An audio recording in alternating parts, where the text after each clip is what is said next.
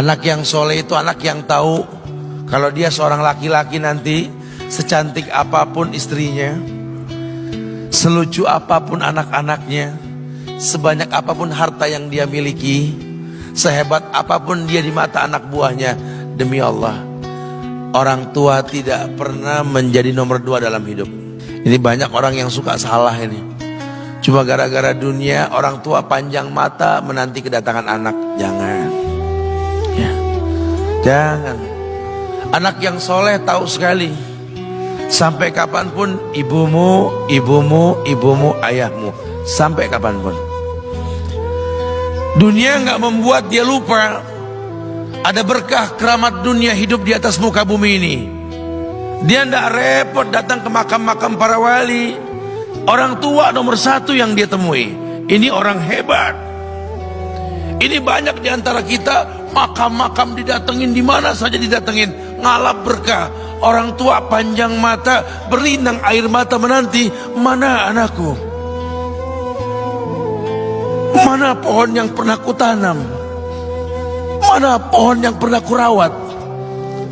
Kudengar dia sudah mulai berbuah, ingin kurasakan buahnya. Berani mengeluarkan dana jutaan untuk hal-hal yang gak disyariatkan. Ini orang tua panjang mata. Rela nggak rela, orang tua kita akan mendengar dan melihat. Ma, aku pengen nikah, aku pengen berkeluarga, ma. Ya orang tua ya seneng lah. Cuma kalau inget metik buahnya belum terasa, ya ada perasaan kayak gimana gitu loh. Karena dia tahu setelah ini dia akan menikah, bahwa anak orang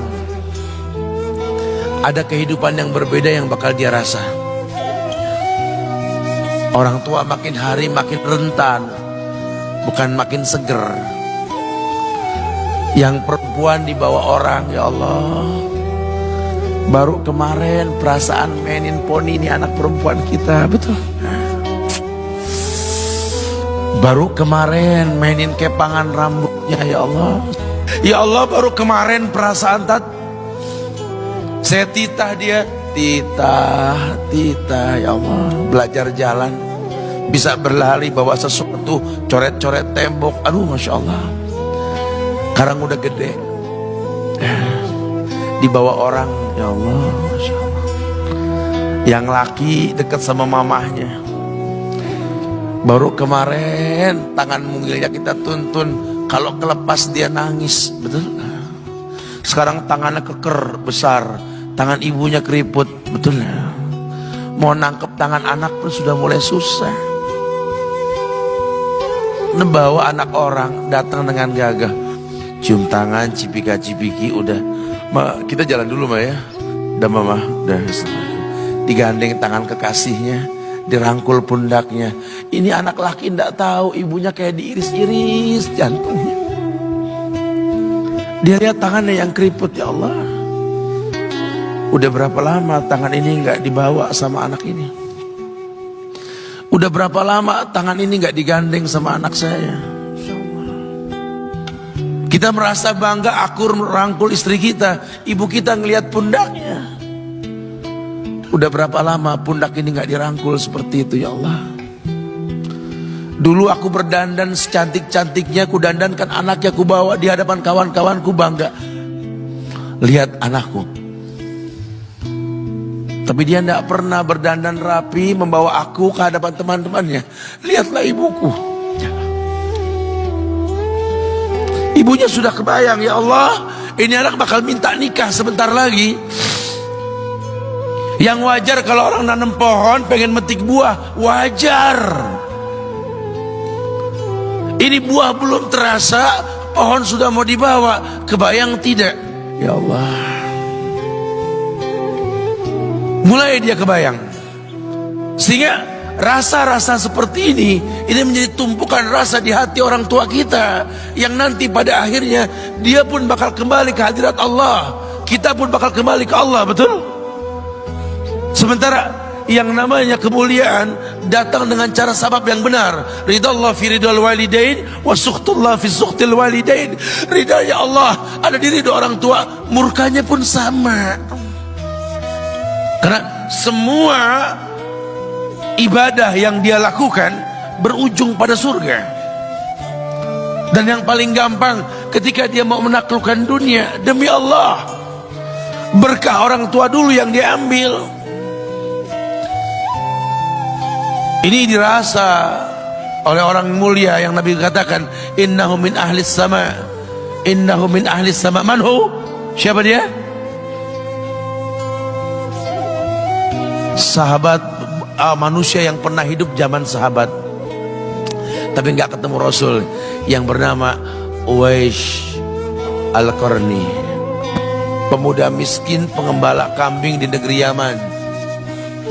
Padang tandus yang dia tinggal di situ, yang dia kesampingkan hidupnya untuk ibunya, untuk ibunya. Tidaklah terucap kalimat satu yang ingin ibunya pengen, kecuali Uwais pasti akan melakukannya, apapun, dan ibunya cacat. Apa kata Uwais? Tidak akan pernah terlontar kata dari mulut ibuku kecuali kan kulakukan yang dia inginkan. Masya Allah. Ibunya cacat dan dia menomorduakan diri, yang penting orang tuanya dulu. Hingga satu waktu ibunya berkata, wahai Uwais, ibu sudah tua. Andai kematian mendatangi ibu, ada beberapa keinginan yang ibu pengen merasakan keinginan tersebut. Mungkin enggak ya? Apa Bu? Katakan. Ibu pengen haji. Bengong, Wais, ya Allah Bu, ini Yaman, Hadramaut, yang sekarang saja pesawat itu bisa 3 jam menuju Saudi itu, 2 jam lebih lah menuju Saudi. Ini lebih jauh lagi, kebayang berapa ratus kilo, berapa ribu kilo, nggak tahu. Ya baiklah ibu, kata Wes, aku tidak pernah menolak permintaan ibuku, tapi kali ini aku tidak bisa menjawab karena mikir gimana caranya ini. Apalagi dia seorang pemuda yang punya penyakit sopak, ada tanda-tanda putih di bagian badan itu kayak pano besar gitu tuh. Udahlah, terserah gimana nantilah. Yang penting ini nomor 1 dalam hidup ini. Dia beli seekor anak sapi, digendong tiap hari itu sapi sama si Uwais menuju puncak gunung, turun lagi, gendong ke atas, turun lagi tiap hari.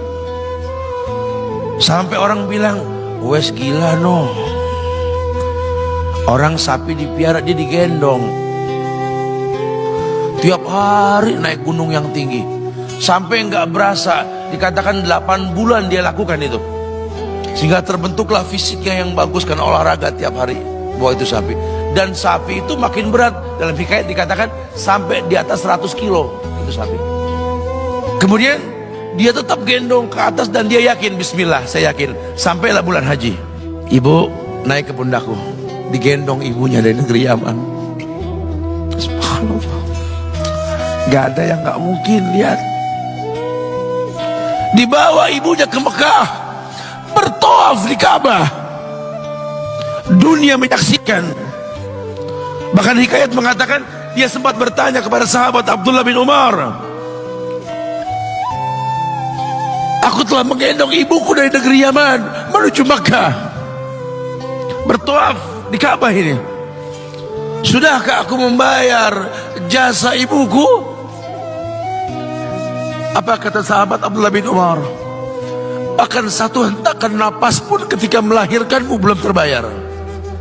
Bahkan satu hentakan napas pun ketika melahirkanmu belum terbayar. Dia selesaikan tawafnya, dia selesaikan tawafnya. Selesai tawaf, dibawa ibunya ke makom Ibrahim untuk sholat 2 rakaat. Selesai sholat, dia angkat tangan, dia berdoa kepada Allah, ya Allah, ampunkanlah ibuku ya Allah. Ampunkan ibuku ya Allah. Masukkanlah dia ke sorgamu ya Allah. Masukkan dia ke sorgamu ya Allah. Ibunya berbisik, Uwais, sudahlah, mintalah pada Tuhanmu ampunan untuk dirimu dan sorga untukmu. Wallahi wahai ibu, Allah ampunkan kamu, Allah masukkan kamu ke sorga, cukup untukku ridhomu yang kubutuhkan wahai ibu. Lihat, manusia saleh, hasil doa Rabbi habli minas solihin. Lihat, makanya ketika Nabi mengatakan innahu min ahli sama, ini manusia penghuni langit, Umar, Ali, temui Uwais.